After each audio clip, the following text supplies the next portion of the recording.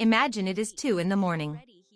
You are standing in the dark, holding a baby who weighs just over 8 pounds, but who, in this moment, feels like he carries the weight of the entire world. Your arms ache. Your eyes burn. And in the moment you finally lay him down with the utmost care, holding your breath, hoping, praying, that this time it will work, he cries. Again. That sharp, desperate cry of a baby crying at night that cuts through the silent house and sinks straight into your chest. And you just stand there, staring at him in the dark, unable to understand what you are doing wrong. This is the story of a first-time mom. A young woman who, just a few months ago, thought she knew what being a mother meant. A woman who had read every book, watched every video, listened to every piece of advice from every aunt, every friend, every stranger on the internet who had something to say about a baby crying at night. And yet, none of it, not a single word, had prepared her for this. Her name is Clara. She is 26 years old. And her baby, a boy named Noah, is 11 weeks old. The house where they live is small and warm. The walls of the nursery are painted a soft shade of pale yellow, the color of early morning light. There is a wooden crib that her mother helped her assemble on a rainy Sunday afternoon, laughing and arguing over the instructions. There is a rocking chair in the corner, worn at the armrests from weeks of use. There is a small lamp that casts a golden glow over everything when the rest of the world is asleep. And there is the baby monitor on the nightstand, its little green light blinking steadily in the dark, always watching, always listening, the way a first-time mom watches and listens even when she is supposed to be resting. But Clara is never really resting. Not anymore.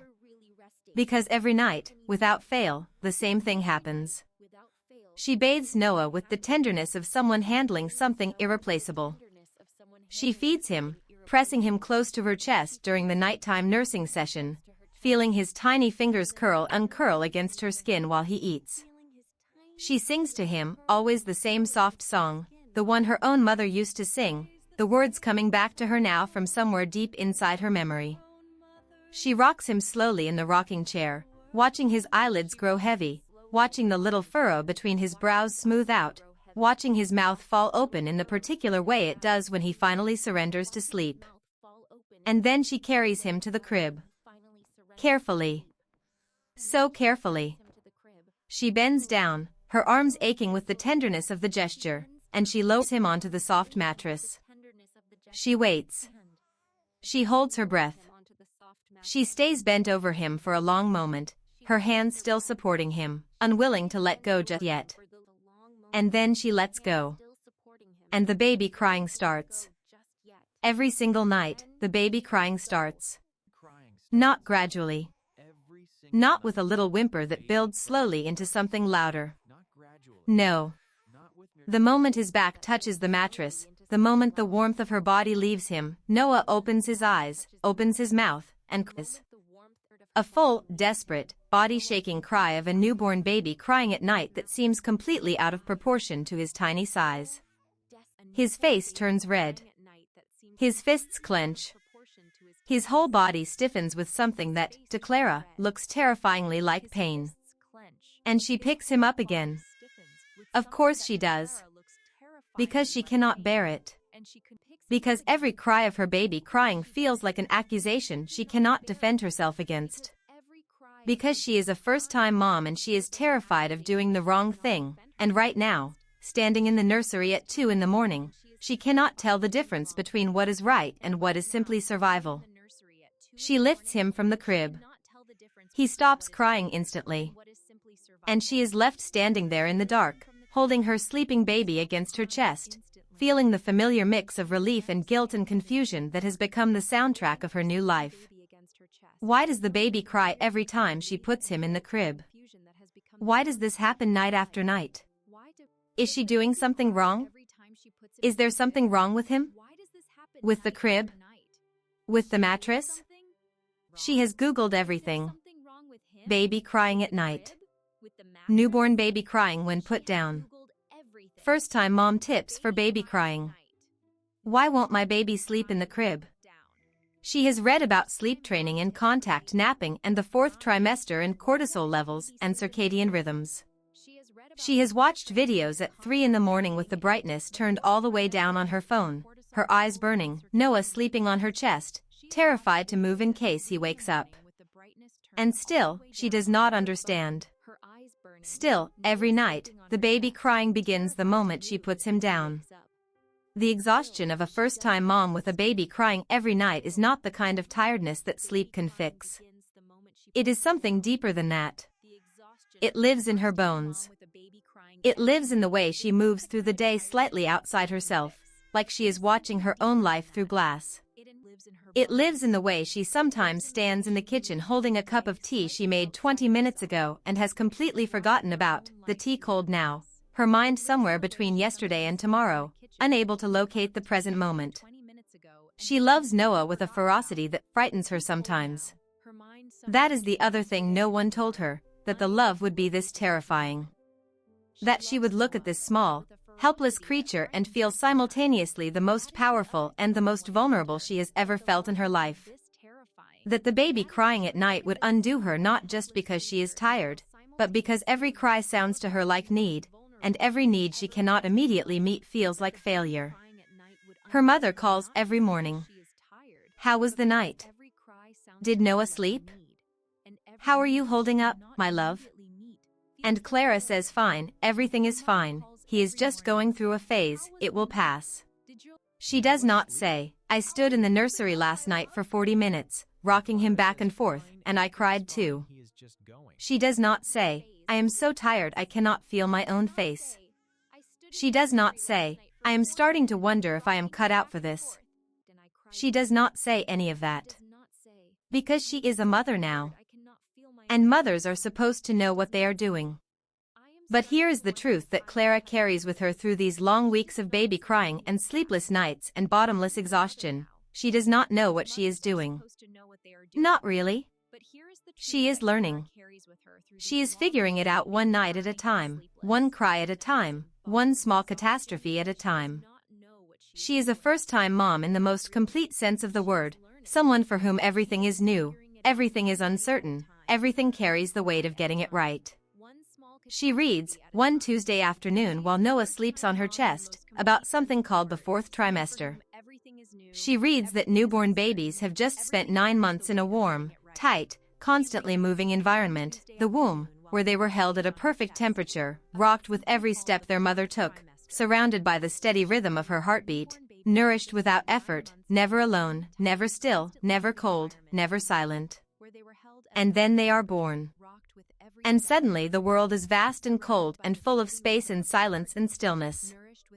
And the crib, no matter how carefully chosen, no matter how soft the mattress, no matter how perfect the temperature of the room, the crib is not a womb. The crib has no heartbeat. The crib does not breathe. She puts the phone down and sits very still for a long time, Noah's warm weight rising and falling on her chest. The baby is not crying because something is wrong, she thinks. The baby is crying because he remembers something she cannot give him back. He is crying for the world he came from. He is crying because he is new to this one. But knowing this, she discovers, does not make the nights easier. Knowledge, when you are a first-time mom with a newborn baby crying at 2 in the morning, is a cold comfort. Understanding why Noah cries when she puts him in the crib does not stop him from crying. It does not make her arms ache less. It does not give her back the sleep she has lost. It does not quiet the small, persistent voice inside her that wonders whether she is enough. The nights continue. Week 12. Week 13. Week 14. There are good nights and bad nights. Nights when Noah settles after only 20 minutes of rocking, when he sleeps for a 3-hour stretch that feels, to Clara's exhausted body, like a full night's rest. And there are nights when he cries for 2 hours, when nothing she does seems to help, when the baby crying fills the house and she sinks into the rocking chair and cries right along with him, both of them lost in the dark together, both of them needing something they cannot quite name. On those nights, she feels most alone. Her partner, James, does what he can. He takes Noah in the early morning hours when he can, walking him in slow circles around the living room while Clara sleeps for a precious hour. He brings her tea. He tells her she is doing an incredible job. But James works long hours, and Clara is the one who is home, and the baby crying at night falls mostly to her, the way so many things in these early months fall mostly to the mother in ways no one fully warned her about. She loves James. She knows he loves her.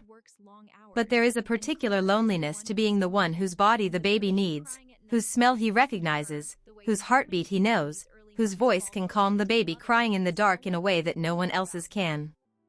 It is a loneliness that exists inside the love, not separate from it. It is the loneliness of being irreplaceable and exhausted at the same time. One night, in the 15th week, something shifts. It has been a particularly hard evening. Noah has been fussy since late afternoon, gassy, Clara thinks, or perhaps overtired, or perhaps just going through one of those inexplicable phases that babies go through and that no book adequately prepares you for. The baby crying has been nearly constant since 6 o'clock. She has tried everything. Nursing. Rocking. The white noise machine. The baby carrier. Walking. Patting. Singing. She has gone through her entire repertoire twice over, and Noah is still crying, still inconsolable, still red-faced and rigid with whatever is bothering him. By 10 o'clock, she is sitting in the rocking chair with Noah pressed against her chest, both of them tear-stained, both of them spent. The baby crying has softened now into something more like hiccuping sobs, the kind that come after the storm, when the body is too tired to sustain the full force of the cry but hasn't quite found its way back to peace yet. Clara is beyond exhaustion. She is in that place past exhaustion where thought becomes slow and simple, where the mind stops trying to solve anything and just exists. She is not thinking about sleep training or the 4th trimester or what she might be doing wrong. She is not Googling anything. She is not worrying about tomorrow. She is just here. In this chair. In this room. Holding her baby. And Noah, as if sensing the change in her, the surrender, the stillness, begins to quiet. It happens slowly. The hiccuping sobs space themselves further and further apart. His body, which has been tense and rigid for hours, begins to soften. She can feel it happening under her hands, the gradual release of all that held tension, like a fist slowly unclenching. His breathing slows. His head, which has been lifted and restless, begins to grow heavy against her shoulder. And then he does something he has never done quite like this before. He turns his head. Very slowly, with the deliberate, effortful movement of a baby who is nearly asleep but not quite, he turns his head until his cheek is pressed against her chest, directly over her heart. And he stills. Completely. As if he has found, in that exact spot, the only thing he has been looking for this entire time. Clara stops breathing. She sits in the rocking chair in the quiet nursery, her baby's cheek pressed against her heartbeat, and she feels something inside her shift. Not break, shift. Like something that has been slightly out of alignment finally settling into its right place. He wasn't crying because she was doing something wrong, she understands now, in a way that goes deeper than understanding, in a way that lives in the body rather than the mind. He was crying because he needed her. Not a better version of her. Not a more competent version of her. Not a version of her who had read more books or made fewer mistakes or known instinctively all the things first-time moms are supposed to know. Her. Just her. The specific warmth of her body. The specific rhythm of her heartbeat. The specific sound of her voice and the specific smell of her skin and the specific feeling of her arms, which are her arms and no one else's. That is what stops the baby crying. Not the techniques. Not the strategies. Not the white noise or the swaddle or the perfect room temperature. Her. The irreplaceable, exhausted, imperfect, trying her best her. She begins to cry, silently, in the rocking chair. Not from sadness. Not from exhaustion, though she is more tired than she has ever been in her life. She cries from something she doesn't have a name for yet, something that lives right at the border of grief and gratitude, in the place where loss and love meet. She is grieving, maybe, the version of herself that existed before this. The person who slept through the night and knew who she was and moved through the world with a kind of ease she hadn't even recognized as ease until it was gone. And she is grateful, overwhelmingly, terrifyingly grateful, for this small person on her chest who has unmade her so completely and remade her into something she is only beginning to understand. She sits with Noah until she is certain he is deeply asleep. Then she does what she does every night. She carries him to the crib, bends down carefully, lowers him onto the mattress with aching arms and held breath. She waits. He sleeps. She stands over the crib for a long moment, looking at him in the soft golden light, his cheek against the mattress, his fist curled loosely near his face, his chest rising and falling with the deep, uncomplicated rhythm of a baby who has found his way to safety. She watches him breathe. She watches him sleep. And she feels, for the first time in 15 weeks, something she can only call peace. Not the absence of worry. Not the end of exhaustion. Not the resolution of all the uncertainties that still crowd her days and nights. Just peace. A still, quiet, certain peace, the kind that can coexist with everything hard, the kind that does not require anything to be fixed or figured out or different. She reaches into the crib and very gently, barely touching him, rests one finger against the back of his hand. And in his sleep, without waking, without knowing, responding to something deeper than consciousness, Noah curls his fingers around hers. She stays like that for a long time. Her finger in his hand. His heart beating. The house quiet around them. The world outside still dark. This is it, she thinks. This is what it means to be a mother. Not knowing all the answers. Not doing everything right. Not being unbroken by the hardness of it. But being here. Being the one he reaches for in the dark. Being the heartbeat he recognizes. Being the arms that hold him when the world is too big and too loud and too much. This is it. And it is enough. The baby crying will come again. She knows this. Tomorrow night, or the night after, Noah will cry when she puts him in the crib, and she will be tired, and she will stand in the dark wondering what she is missing. There will be more hard nights. More tear-stained evenings in the rocking chair. More moments of doubt and loneliness and the particular ache of being needed beyond what feels sustainable. But she also knows now what she didn't know before, that the baby crying is not an accusation. It is not evidence of her failure. It is not a problem she has failed to solve. It is a conversation, the only language Noah has, the only way he knows to say I need you, I feel you, don't go, you are my whole world. And every time she answers, every time she picks him up, every time she sings to him, every time she gives him the warmth and the heartbeat and the voice he is asking for, she is answering in the only way that matters. I am here. I hear you. You are not alone. She is not a perfect mother. She is not the mother she imagined she would be, back when being a mother was still an idea rather than a life.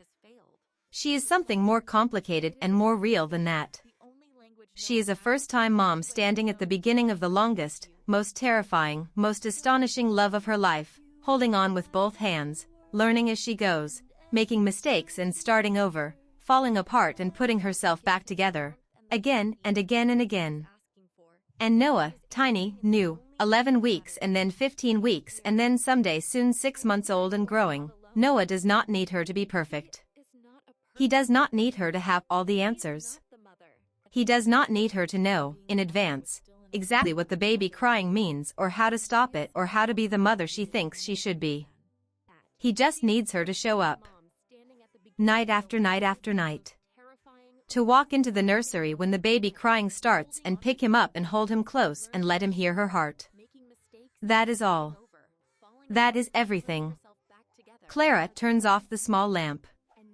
The nursery goes dark except for the pale glow of the nightlight in the corner, casting its soft light over the crib where Noah sleeps, over the rocking chair where she has spent so many long hours, over the pale yellow walls the color of early morning. She pauses at the door and looks back at him one more time. He is so small. He is so new. He has been in the world for only 15 weeks, and already he has changed everything she thought she knew about herself. Already he has taken the person she was and made her into someone larger, someone more broken and more whole at the same time, someone who stands in the dark at 2 in the morning and calls it love. She whispers good night to him. He does not hear her. He is too deeply asleep, too far into that warm, wordless country that babies inhabit, where everything is simple and nothing hurts and the world is just the steady rhythm of a heartbeat nearby. But she says it anyway. Good night, my love. I'll be here when you wake up. And she means it with everything she has.